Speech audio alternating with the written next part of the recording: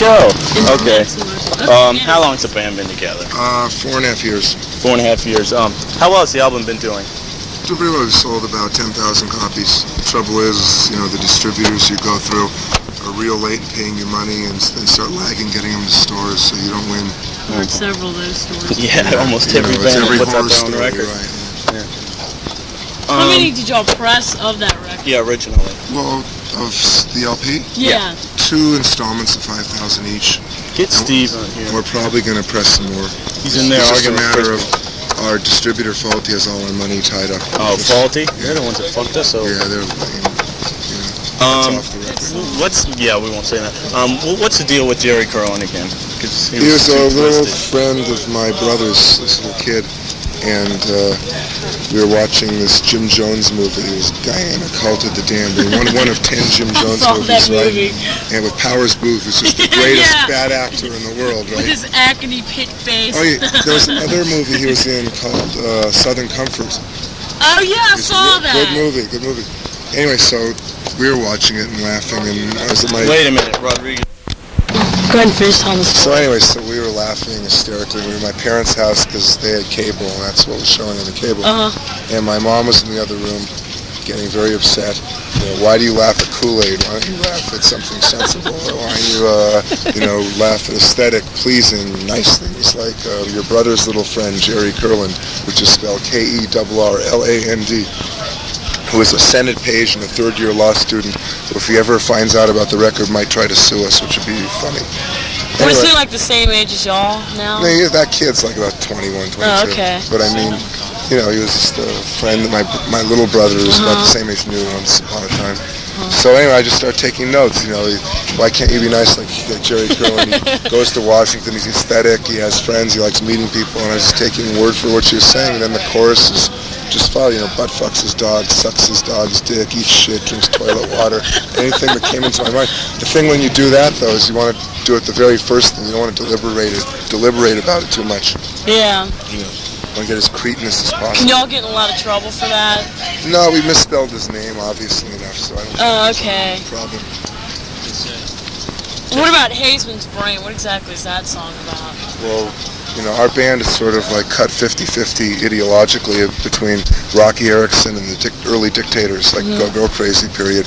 And so like half of it is trying to be more cretinous and funny than they were in terms of just like being goon rock. On the other hand, the Rocky Erickson aspect is sort of like 60s psychedelic, sort of inverted, just play it faster, but the same sort of mentality. And Hazeman falls into that category. It's like Rocky was presented with a book of demons by his guitarist. That to the point he thought he was a wolf and a demon. He made me feel his head, and there were like really 2 bumps on it. Oh my God! The guy really thought he was growing horns. So anyway, his book of demons, he picked out the demon he thought he was, and that was Hazeman's devil. And on the page description, it was like the most graphically grotesque demon in the whole book. It talked about a farmer that was cursed, and his curse was to suffer through life wearing a blanket of vomit on his face, puking and eating it. That's pretty sick. Continuous ad infinitum. What are some of y'all's favorite bands, American or English? You mean like hardcore bands? Just bands in general. Any I like bands. the hardcore bands. I'm not. Most of the thrash bands sort of bore me. I like stupid stuff. Like Lost Generation is a band I saw in Bridgeport. They're really dumb. I mean, you gotta really appreciate stupidity to like them. You should have seen them. Yeah. Landmark ignorance.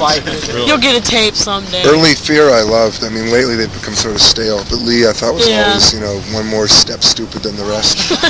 And, I liked early Dictators. I thought they set the pace for, even though their music was more heavy metal and slow, it's still that kind of stuff. So, like the Dictators were y'all's main influences? Rocky Erickson, the Dictators, Ramones, fast stuff. And we just sort of combined it. And then we never started out as a hardcore band. We started out playing like fast 60 stuff, and then the only people who come to see us are the hardcore audiences. We get on those bills. So between that and then just getting bored with your songs, so you play them 3 years and you just have to play them faster so you keep interested. We became real fast, and Fuck What tourism. cities have you liked the best Forget that it. y'all played in? Boston was the best city we played in terms Really? of crowd reaction. All the people knew every syllable of every word of every song, which is really weird. In LA, we're like poison. The magazines hate us, the writers hate us, the radio hates us because we don't suck everyone's dick. I mean, it's like the whole Rodney clique sort of boils over You guys still into get a big crowd out of California? when we play. I mean, the cops shut every show down, and the shows that they don't, if we get on that bill, it's hard to say how much we draw as opposed to anybody who plays like Channel 3 or TSOL. They were supposed to play here. Yeah.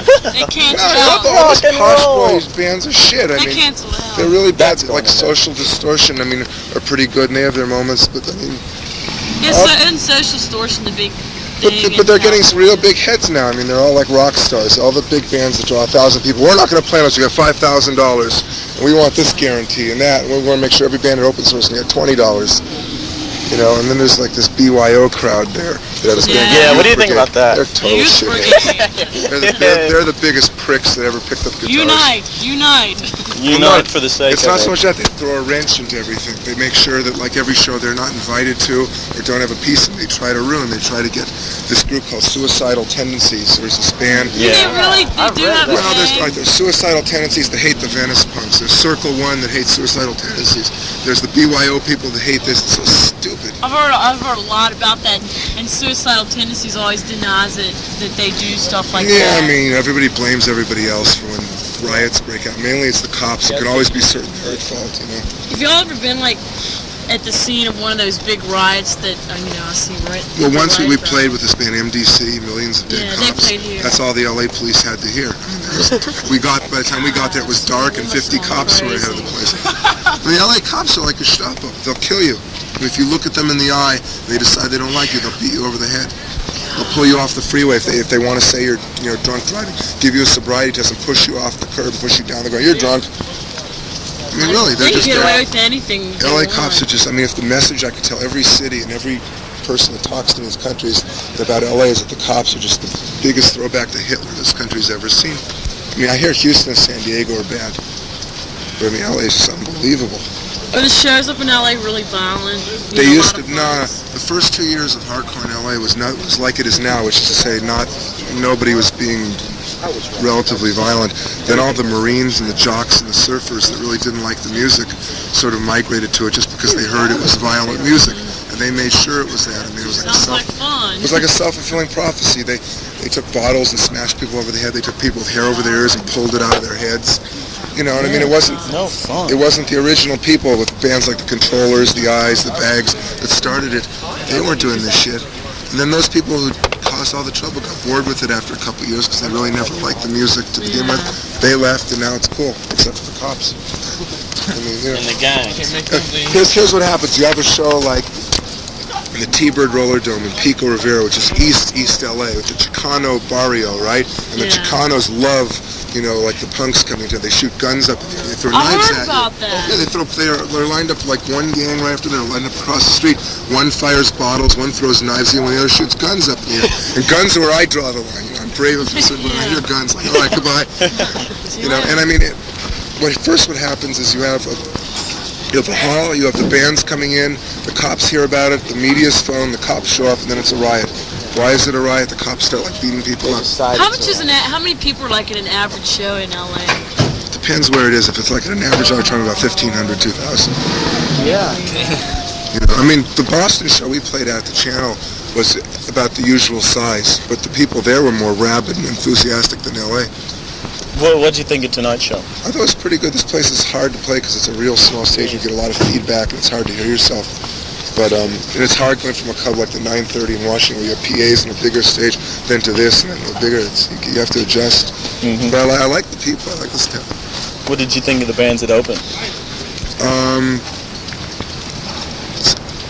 Did you see all three of them? Yeah, I saw it through. I don't know what name to White Raven Cross. Image was the first one, and was Bonesaw, and then... Yeah, I don't remember the first one too much. Red Cross is okay. I just personally don't like thrash bands that much.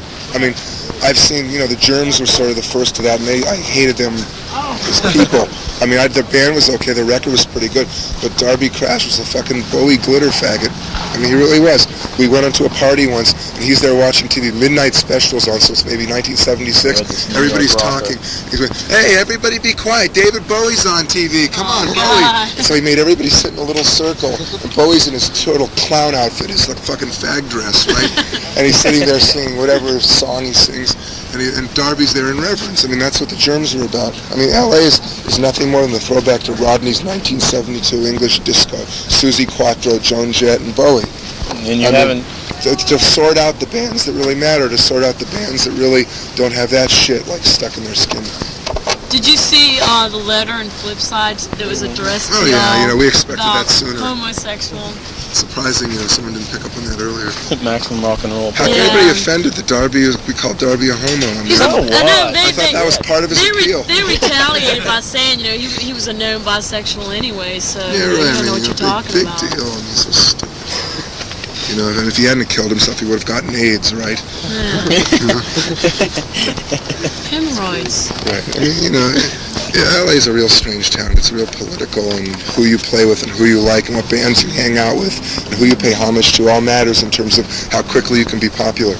When the Starwood and the Whiskey were going, Fear and Black Flag and the Circle Jerks were taking turns playing. So, I mean, any band that like them or pals with Rodney, they opened for them. They opened in front of 500 to 1,000 people, 2 sets. Well, then they started drawing people. I mean, we were like poison. We didn't go out of our way to suck anybody's dick. And the horror rock bands in LA, what do you think? I don't like them at all. I think 45 Grave was just bullshit. I mean, it's like these bands, I don't know if you're familiar with it, but I mean, coming out of LA, the whole story of those bands is that it's like, all right, what are we going to do? What's the next thing it could be? It's decadent or outrageous, because being outrageous is very important, right? So we're going to talk about demons and 666, and we're going to go to a graveyard and take some bones and throw it from the stage. That'll really horrify. Very so. Just so dumb. God. So what bands do you like? I thought. Oh, you already asked them. I just thought the best band to come out of LA at a certain period was Fear. The first 2 years, and then they started being rock stars, and you see them, and it looks a little pretentious now. But when they were hot, they were the best. They had the best songs, the best visual, everything. In terms of like really meaning, Lee looked just like this deranged sort of Korean POW to me. Anybody else got any questions? Any last words? So you guys skateboard? I used to. I broke my leg once. Bad memory. Well, any last words? No, Yeah, anything people of Richmond should know, except the cops. Say white cops. Say crispy stuff. We steer clear of bombs. I went to this place down the street, this chili place. Texas, Wisconsin. Feels like I swallowed a can of ammonia. Working its way down my stomach, down my guts, dissolving everything it touches. Don't eat chili there.